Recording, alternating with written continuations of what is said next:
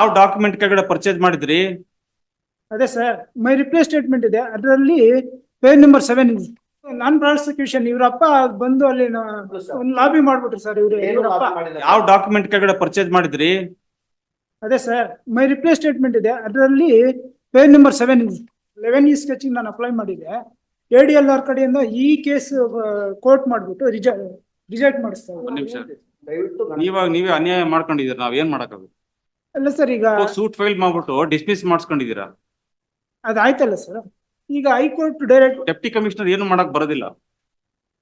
Civil court ಒಂದ್ಸರಿ ನಿಮ್ suit dismiss ಮಾಡಿದ್ಮೇಲೆ non prosecution not on merits ಅದನ್ನ ಡೆಪ್ಟಿ ಕಮಿಷನರ್ ಏನ್ ಮಾಡಕ್ ಬರುತ್ತೆ? ಮಾಡಿದಾರಲ್ಲ ಸರ್. ಈಗ ಮಾಡಕ್ ಬರೋದಿಲ್ಲ. ಇಬ್ರಸಿಗೂ ರಿಜಿಸ್ಟ್ರೇಟ್ ಮಾಡಿದಾರಲ್ಲ. ಸುಳ್ಳು ಹೇಳ್ತಾರೆ, ತಂದೆ ತಾಯಿ ಖರೀದಿ ಮಾಡಿದಂತ ಆಸ್ತಿ ಅಂತ ಮೈನ್ ಪಾಯಿಂಟ್ ಆಗ್ತಾರೆ. ಮತ್ತೆ ನೋಡಿದ್ರೆ ಜಾಯಿಂಟ್ ಪ್ರಾಪರ್ಟಿ ಅಂತಾರೆ. ಮತ್ತೆ ಕೇಳ್ಬೇಕಿತ್ತು, ತಂದೆ ತಾಯಿ ಮಾಡಿದ ಪ್ರಾಪರ್ಟಿ ಆಗಿದ್ರೆ 40 ವರ್ಷ ಆದ್ಮೇಲೆ ಬಂದು ಸುಮ್ನೆ ಕೇಸ್ಗಳು ಹಾಕೊಳ್ತಾ ಬರ್ತಾರೆ. ನೋಟಿಸ್ ಆರ್ಡರ್ ಇಲ್ಲ, ಹೆಂಗ್ರಿ ಬಂದ್ರಿ ಇವರು? ನನಗೆ ಗೊತ್ತಿಲ್ಲ ಸರ್, ಗೊತ್ತಿಲ್ಲ, ಅವರೇ ಬಂದಿದ್ದಾರೆ. ನಿಮ್ಗೆ ಹೆಂಗ್ ಗೊತ್ತಾಯ್ತು ಇದು ಫೈಲ್ ಮಾಡಿದ ಪಿಟಿಷನ್? ಇವರು ಹೇಳಿದ್ರು ನನಗೆ. ಅವರೇ ಹೇಳಿದ್ರಾ? ಹೌದು ಸರ್. ಅಲ್ಲ, ಈ ಕೇಸ್ ಫೈಲ್ ಮಾಡಿದ್ದೀನಿ. ಅದಂಗೆ ಇವರು ಅಲ್ಲಿ ಬಂದ್ಬಿಟ್ಟು ಜಮೀನಲ್ಲಿ ನೋಟಿಸ್ ಆರ್ಡರ್ ಆಗಿಲ್ಲ ಕೋರ್ಟ್ ಇಂದ, ಜಮೀನಲ್ಲಿ ಕಲ್ಲು ಉಳಿಸ್ತಾ ಇದ್ರು. ಅದಕ್ಕೆ ಇಲ್ಲ, ನಾನು ಇದನ್ನ ಕೋರ್ಟ್ ಹಾಕಿದ್ದೀನಿ ಅಂತ ಹೇಳಿ ಅಲ್ಲ, ಕೋರ್ಟ್ ಹಾಕಿದ ಮಾತ್ರಕ್ಕೆ ನೋಡಿ ಸರ್. 11 ಸ್ಕೆಚಿಂಗ್ ನಾನು ಅಪ್ಲೈ ಮಾಡಿದ್ದೆ. ADLR ಕಡೆಯಿಂದ ಈ ಕೇಸ್ ಕೋರ್ಟ್ ಮಾಡ್ಬಿಟ್ಟು ರಿಜೆಕ್ಟ್ ಮಾಡಿಸ್ತಾರೆ. ಒಂದ್ ನಿಮಿಷ ಕೋರ್ಟ್ ನಲ್ಲಿ ಕೇಸ್ ಫೈಲ್ ಮಾಡಿದ್ದೀನಿ, ದಯವಿಟ್ಟು ಅದನ್ನ ಗಮನ ತಗೊಳ್ಳಿ ಅಂತ ನಾನು ಹೇಳಿದ್ದೆ. ಅದಕ್ಕೆ ನಾನು ರಿಪ್ಲೇ ಸ್ಟೇಟ್ಮೆಂಟ್ ಫೈಲ್ ಮಾಡಿದ್ದೀನಿ. Against the order dated 7/1/2014 passed by the assistant commissioner. Yes. Where is that order? Assistant commissioner order ಇದೆ. ನೀವು ರಿವಿಷನ್ ಪಿಟಿಷನ್ ಫೈಲ್ ಮಾಡಿದ್ದು ಅಸಿಸ್ಟೆಂಟ್ ಕಮಿಷನರ್ ಆರ್ಡರ್ ಕ್ವಶನ್ ಮಾಡಿ. ಇಲ್ಲ ಸರ್, DC ಅವರ ಆರ್ಡರ್ ರೀ. ಡೆಪ್ಟಿ ಕಮಿಷನರ್ ಮುಂದೆ question ಮಾಡಿದ್ದೇನು? Assistant commissioner order ಎಲ್ಲಿದೆ? Order assistant commissioner pass ಮಾಡೋ ಆರ್ಡರ್ ಎಲ್ಲಿದೆ? ನಂದು ರಿಪ್ಲೇ ಸ್ಟೇಟ್ಮೆಂಟ್. ಡೆಪ್ಟಿ ಕಮಿಷನರ್ ಮುಂದೆ ನೀವು ಅಸಿಸ್ಟೆಂಟ್ ಕಮಿಷನರ್ ಆರ್ಡರ್ ಅವ್ರು ಕ್ವಶನ್ ಮಾಡಿದ್ರಲ್ಲ, ಅದ್ರ ಕಾಪಿ ಎಲ್ಲಿದೆ? DC ಅವರ ಆರ್ಡರ್ ಅಷ್ಟೇ ಹಾಕಿದ್ದೀನಿ ಸರ್. ಯಾಕೆ ನಾವು ಅಸಿಸ್ಟೆಂಟ್ ಕಮಿಷನರ್ ಆರ್ಡರ್ ನೋಡೋದು ಬೇಡವಾ? ಕಮಿಷನ್ ಆರ್ಡರ್ ಇದೆ ಎಲ್ಲಿ? ಅದನ್ನ ಕೇಳ್ತಾ ಇರೋದು. ಅನುಕ್ಷರ್ G ಅಂಡ್ ಅನುಕ್ಷರ್ F ನೀವು ಫೈಲ್ ಮಾಡಿದ ಅಪೀಲ್ ಅಸಿಸ್ಟೆಂಟ್ ಕಮಿಷನರ್ ಮುಂದೆ. ಹೌದು ಸರ್. ಏನ್ ಚಾಲೆಂಜ್ ಮಾಡ್ಕೊಂಡು? ಅದೇ MR ನಂಬರ್ 14/2001 ಎಸ್ ಸರ್. ಅದನ್ನ ಕ್ವಶನ್ ಮಾಡ್ಕೊಂಡು 2017 ಇಸ್ವಿಯಲ್ಲಿ ಅಪೀಲ್ ಹಾಕ್ತೀರಾ? ಹೌದು ಸರ್. ಅವರು ಅಸಿಸ್ಟೆಂಟ್ ಕಮಿಷನರ್ ಇದು ಏನು ಕಂಟೆನ್ಷನ್ ನಿಮ್ದು? ಇದು ಜಾಯಿಂಟ್ ಪರ್ಚೇಸ್ ಡೀಡ್ ಇದು. ಅವರಪ್ಪ ಒಬ್ಬರ ಹೆಸರಿಗೆನೆ ಬೈಲಪ್ಪ ಅವ್ರ ಹೆಸರಲ್ಲಿ ಖಾತೆ ಆಗಿತ್ತಾ? ಖಾತೆ ಒಬ್ಬರ ಹೆಸರಿಗೆನೆ MR ನಂಬರ್ 14/2001 ಪ್ರಕಾರ ಅದು ಅವರೊಬ್ಬರ ಹೆಸರಿಗೆ ಮಾಡಿಸ್ಕೊಂಡು ಸರ್. ಪ್ರಾಪರ್ಟಿ ಪರ್ಚೇಸ್ ಸ್ವಲ್ಪ ಇರ್ರಿ. ಪ್ರಾಪರ್ಟಿ ಏನ್ ಕಂಟೆನ್ಷನ್ ನಿಮ್ದು ಅಸಿಸ್ಟೆಂಟ್ ಕಮಿಷನರ್ ಮುಂದೆ? ಅದು ಜಾಯಿಂಟ್ ಪರ್ಚೇಸ್ ಡೀಡ್ ಆದ್ರಿಂದ ನನಗೂ 50 ಜಾಯಿಂಟ್ ಪರ್ಚೇಸ್ ಡೀಡ್ ಆದ್ರಿಂದ purchase me and my brother sir. ಯಾವ ಡಾಕ್ಯುಮೆಂಟ್ ಮೈ ರಿಪ್ಲೇ ಸ್ಟೇಟ್ಮೆಂಟ್ ಎಲ್ಲ ಈ ಯಾವ ಡಾಕ್ಯುಮೆಂಟ್ ಕೆಳಗಡೆ ಪರ್ಚೇಸ್ ಮಾಡಿದ್ರಿ? ಅದೇ ಸರ್, ಮೈ ರಿಪ್ಲೇ ಸ್ಟೇಟ್ಮೆಂಟ್ ಇದೆ, ಅದರಲ್ಲಿ ಪೇಜ್ ನಂಬರ್ 7 ಇದೆ. ಪರ್ಚೇಸ್ ಅನೆಕ್ಷರ್ ಏನಾ ಅವ್ರದ್ದು? ಅವ್ರ ಸೇಲ್ ಡೀಡಾ? Annexure A 3/6/1980 sale deed. ಯಾರ್ಯಾರು ಪರ್ಚೇಸ್ ಮಾಡಿದ್ದು? A Puttabailaiah and Hanumantharaju sir. ಒಂದನೇ ಮಗ ಪುಟ್ಟ ಬೈರಯ್ಯನಿಗೆ ಮತ್ತು ಎರಡನೇ ಮಗ ಮೈನರ್ ಹನುಮಂತರಾಜು. ಅಲ್ಲಿ ನಮ್ಮ ತಂದೆಯವ್ರನ್ನ ಇವರು ಮೈನರ್ ಗಾರ್ಡಿಯನ್ ಅಂತ ತಗೊಳ್ತಾರೆ ಪತ್ರದಲ್ಲಿ. ಆದ್ರೆ ತಂದೆ ತಾಯಿ ಹನುಮಂತರಾಜು ಯಾರು? ನೀವು. ಪುಟ್ಟ ಬೈರಯ್ಯ ಯಾರು? ನಿಮ್ ತಂದೆ. ಇವ್ರೇನಾಗ್ಬೇಕು ನಿಮ್ ತಂದೆಗೆ? ತಮ್ಮ. ಇಬ್ಬರ ಹೆಸರಲ್ಲೂ ಪರ್ಚೇಸ್ ಮಾಡಿದ್ದಾರೆ. ಮೈನರ್ ಸರ್, ಮೈನರ್ ನಮ್ಮ ತಂದೆಯವ್ರನ್ನ ಮೈನರ್ ಗಾರ್ಡಿಯನ್ ಅಂತ ಹಾಕ್ಸ್ಕೊಳ್ತಾರೆ. ನಮ್ಮ ತಂದೆಯವ್ರಿಗೆ ಹೇಗೆ ಮೈನರ್ ಗಾರ್ಡಿಯನ್ ಆಗ್ಲಿಕ್ಕೆ ಸಾಧ್ಯ? ಅದನ್ನ ಅಸಿಸ್ಟೆಂಟ್ ಕಮಿಷನರ್ ಮುಂದೆ ಕ್ವಶನ್ ಮಾಡಕ್ ಆಗಲ್ಲ. ಅವೆಲ್ಲ ಸಿವಿಲ್ ಕೋರ್ಟ್ ಅಲ್ಲಿ ಡಿಸೈಡ್ ಆಗ್ಬೇಕು.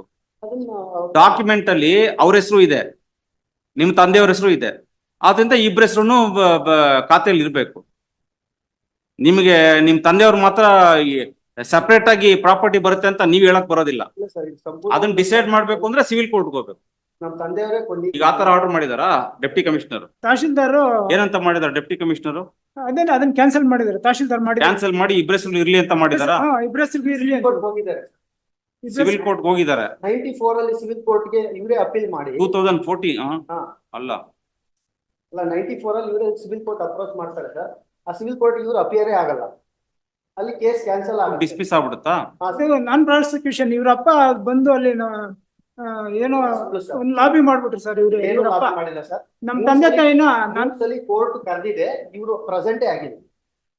ನಮ್ ತಾಯಿನ ಅಪ್ರೋಚ್ ಮಾಡ್ಬಿಟ್ರು ಕೇಸ್. ಇವಾಗ ಏನ್ ಮಾಡಕ್ಕಾಗುತ್ತೆ? ಇವಾಗ ಸೂಟ್ ಡಿಸ್ಮಿಸ್ ಆಗಿದೆ, ನೀವ್ ಫೈಲ್ ಮಾಡಿ ಸೂಟು ಡಿಸ್ಮಿಸ್ ಆಯ್ತು. ಅದು ಆಮೇಲೆ ಮಿಸ್ಲೇನಿಯಸ್ ಪಿಟಿಷನ್ ಹಾಕೊಂಡಿದೀರಾ, ನಾನ್ ಪ್ರಾಸಿಕ್ಯೂಷನ್ ಅದು ಡಿಸ್ಮಿಸ್ ಆಯ್ತು. ಎಲ್ಲಿ ಸರ್? ಮಿಸ್ಲೇನಿಯಸ್ ಪಿಟಿಷನ್ ಎರಡನೇ ಸರಿ ಹಾಕಿದ್ರು. ಅದನ್ನ ಎರಡನೇ ಅದು ಫಾರ್ ನಾನ್ ಪ್ರಾಸಿಕ್ಯೂಷನ್ ಆಗಿದ್ರಿಂದ ಅದು ಡಿಸ್ಮಿಸ್ ಆಯ್ತು. ಡಿಲೇಗೋಸ್ಕರ ಡಿಸ್ಮಿಸ್. ಏನ್ ಮಾಡೋದು? ಕೇಸ್ ಡಿಲೇ ಆಗಿದೆ ಸರ್. ಸೊ ಅದನ್ನ ಬಂದು ಇಲ್ಲಿ ಹೈಕೋರ್ಟ್ ಅಲ್ಲಿ ಹಾಕಿದೆ, ಹೈಕೋರ್ಟ್ ಡೈರೆಕ್ಟ್ ಮಾಡ್ತಾರೆ ನೀವು DC ಮುಂದೆ ಹಾಕೊಳ್ಳಿ ಅಂತ. ಸರ್ ಹೈಕೋರ್ಟ್ ಎಲ್ಲಿದೆ ಆರ್ಡರ್? ಎಲ್ಲಿದೆ ಅದು? ಹೈಕೋರ್ಟ್ ಆರ್ಡರ್ ಇದೆ ಸರ್. ಇದು ನನ್ನ ರಿಪ್ಲೈ ಸ್ಟೇಟ್ಮೆಂಟ್ ಅಲ್ಲಿ ಹೈಕೋರ್ಟ್ ಪೇಜ್ ನಂಬರ್ 17 ನನ್ನ ರಿಪ್ಲೈ ಸ್ಟೇಟ್ಮೆಂಟ್ ಅಲ್ಲಿ ಹೈಕೋರ್ಟ್ ಆರ್ಡರ್. ಎಲ್ಲಿ ರಿಪ್ಲೈ ಸ್ಟೇಟ್ಮೆಂಟ್? ಇನ್ನು ನೋಟಿಸ್ ಇಶ್ಯೂ ಆಗಿಲ್ಲ ನಿಮ್ಗೆ? ನಾನು ರಿಪ್ಲೈ ಸ್ಟೇಟ್ಮೆಂಟ್ ಯಾವಾಗ ಫೈಲ್ ಮಾಡಿದ್ರಿ? ಇದು 23 November 23rd 23.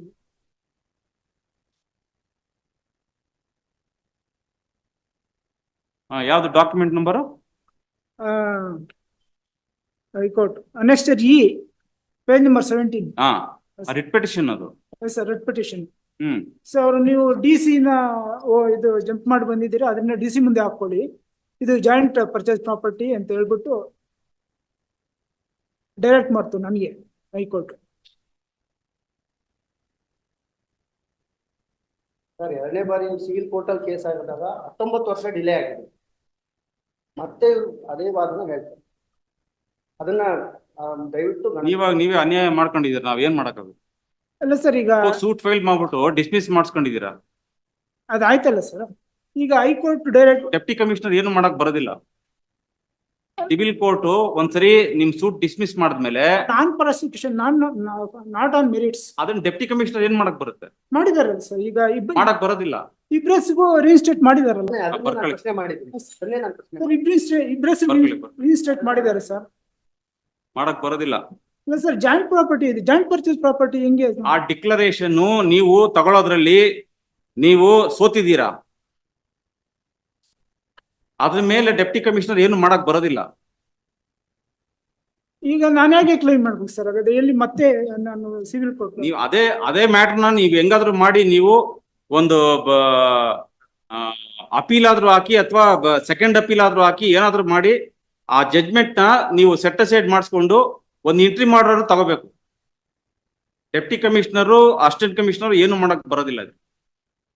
Sir high court direction ಒಂದ್ ಸೆಕೆಂಡ್ ಸರ್. ಅದು ನೀವು ಅಸಿಸ್ಟೆಂಟ್ ಕಮಿಷನರ್ ಮುಂದೆ ಹೋಗೋ ಬದಲು ಡೈರೆಕ್ಟ್ ಆಗಿ ಡೆಪ್ಟಿ ಕಮಿಷನರ್ ಮುಂದೆ ಹೋಗಿದ್ದೀರಾ ಅನ್ಬಿಟ್ಟು ಅದನ್ನ ಡಿಸ್ಮಿಸ್ ಮಾಡಿ ಮತ್ತೆ ವಾಪಸ್ ನಿಮ್ಮನ್ನ ಕಳ್ಸಿದಾರೆ ಅಲ್ಲಿಗೆ. ಅದರಿಂದ ಏನು ಪ್ರಯೋಜನ ಇಲ್ಲ sir. High court order page number 4 sir. B that it may be fact remains that petitioner herein is claiming mutation entry effect in respect of subject land in the strength of sale deed 3680 which could disclose that under the said sale deed petitioner and his brother, that is first respondent, have purchased the subject property. If it were to be so, entries under the registered sale deed would prevail and authorities are required to act upon it. It is in this ground petitioner had filed an appeal 31/23 as already observed here in Supra, and same came to dismiss on 7/1/14. Thus petitioner herein ought to have challenged the same, and instead of taking said step has filed one more appeal which was rightly dismissed as not maintainable as already observed herein above. Hence this court is of the considered view that ends of justice would be met if liberty is reserved to the petitioner to challenge the order passed in RA 31 before the jurisdictional deputy commissioner in the manner known to be accordingly disposed by the granting liberty to the file before the RA in all RA 31 of 1213. All contentions are kept open and no opinion is expressed. And so when the High Court itself has directed me to apply before the DC, I have applied. All. I have applied. And The first respondent, sir, please, Mr. sir. Hanumantaraju L, is present before the court. Sir. Learned HCGP takes notice for respondent number 2. Next para. The petitioners are aggrieved of Sir, please. the Sir. impugned order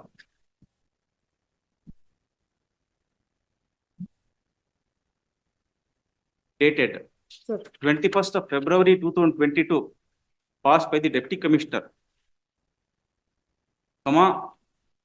Bangalore Rural District. sir, please.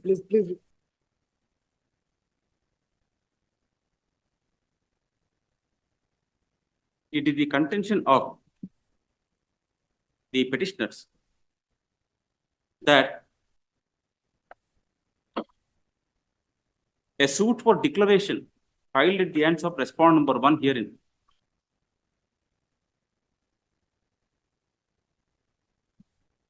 in OS number 51 of 1994 came to be dismissed.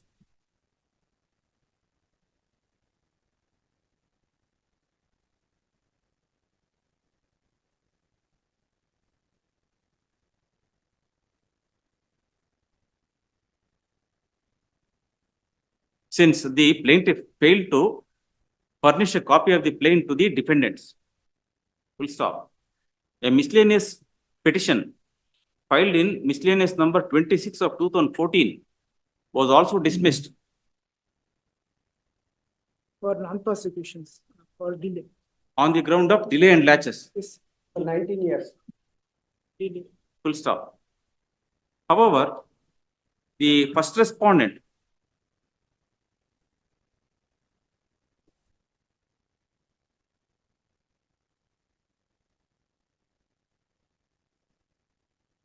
filed an appeal in RA 384 of 2017 challenging mutation entry made in MR number 14 of 2000-2001.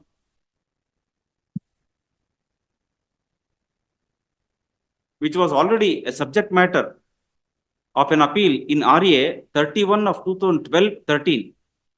Full stop.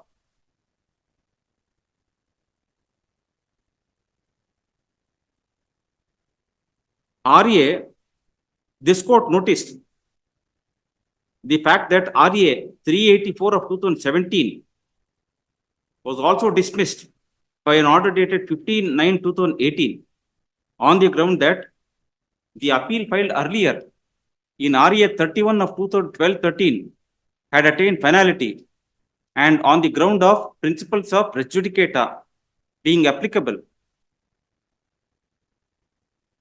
one more appeal under section 136(2) of the Act cannot be filed, and rightly so, and it was therefore held that the orders were rightly passed. Full stop. This court, although did not find any infirmity in the orders passed by the Assistant Commissioner, nevertheless,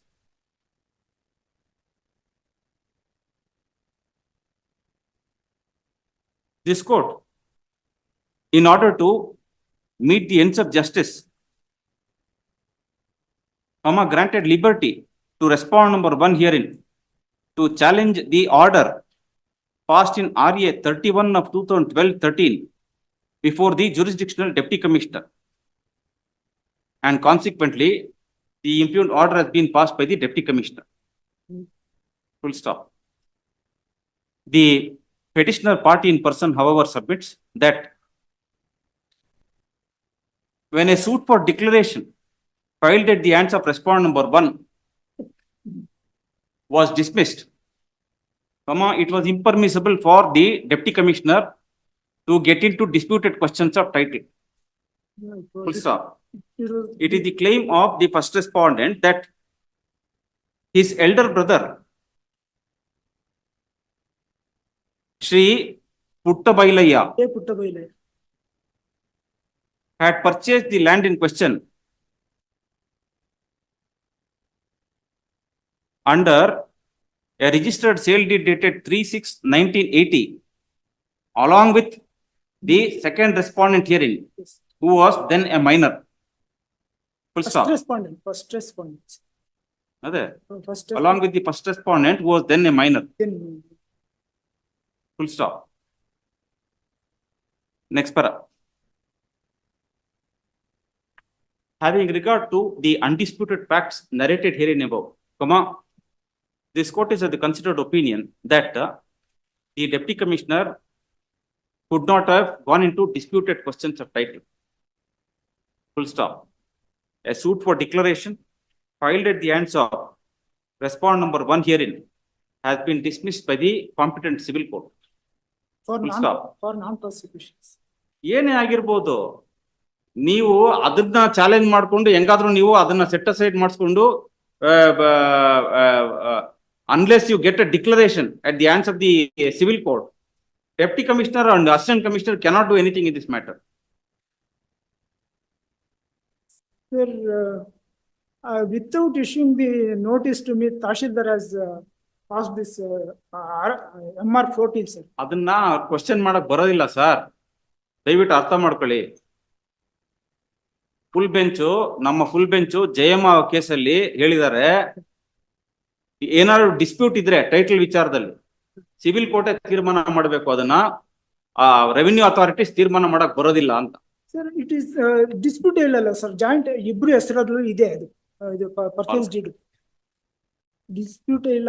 ಆದ್ರೂ ಒಬ್ಬರ ಹೆಸರಿಗೆನೆ decision of the full bench of this court in the case of Jayamma versus state of Karnataka, reported in ILR 2020, Karnataka 1449.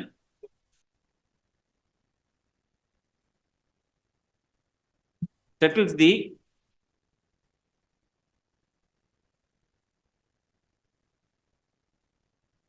long-standing principle that revenue authorities cannot get into disputed questions of title. Full stop. Therefore, unless and until the first respondent is able to get a declaration at the hands of the competent civil court,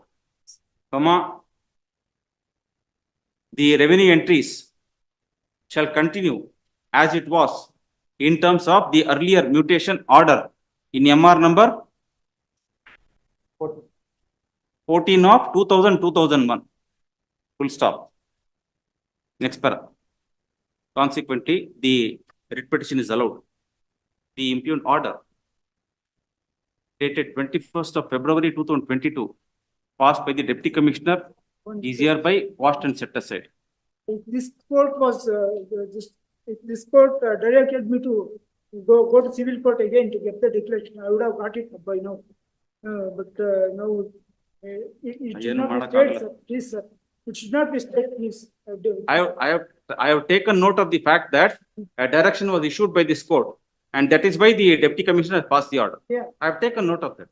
So if Yes. If this court had directed me to go to the civil court and Anbaradilla. get the declaration, ಬರೋದಿಲ್ಲ. Yes. ಈಗ ನಾನು ಮತ್ತೆ Please take legal advice and do it in accordance with law.